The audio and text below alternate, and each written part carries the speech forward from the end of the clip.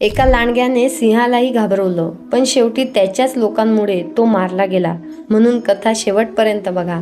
एकदा लांडग्याचा एक कळप कुठेतरी चालत होता. अचानक एका सिंहाने त्याच्यावर हल्ला केला आणि सर्व लांडगे घाबरले.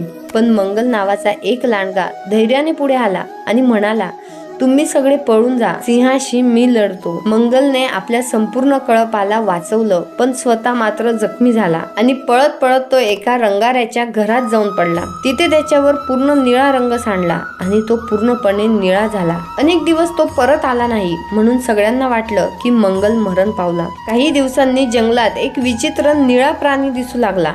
जंगलातील सगळे प्राणी घाबरले. एवढंच काय, सिंहही घाबरला आणि भीतीपोटी सिंहाने त्या निळ्या प्राण्यालाच जंगलाचा राजा बनवला. मंगल राजा तर झाला, पण त्याच्या मनात जुन्या मित्रांच्या आठवणी यायला लागल्या. त्याने काही खास लांडग्यांना आपलं खरं गुपित सांगितलं आणि हीच त्याची सर्वात मोठी चूक ठरली. ही गोष्ट हळूहळू संपूर्ण जंगलात पसरली व एक लांडगा सिंहाकडे जाऊन म्हणाला, तो नवा राजा निळा प्राणी नाही, तो आपला जुना मंगल आहे. पण सिंहाला यावर विश्वास बसला नाही.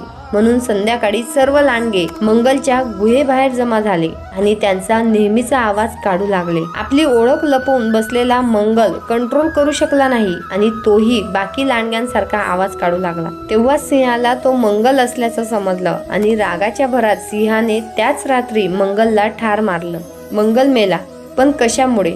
कारण त्याने आपलं गुपित आपले समजून चुकीच्या लोकांना सांगितलं. लक्षात ठेवा, तुम्ही जोपर्यंत लोकांच्या बरोबरीत आहात तोपर्यंतच ते तुमचे असतात.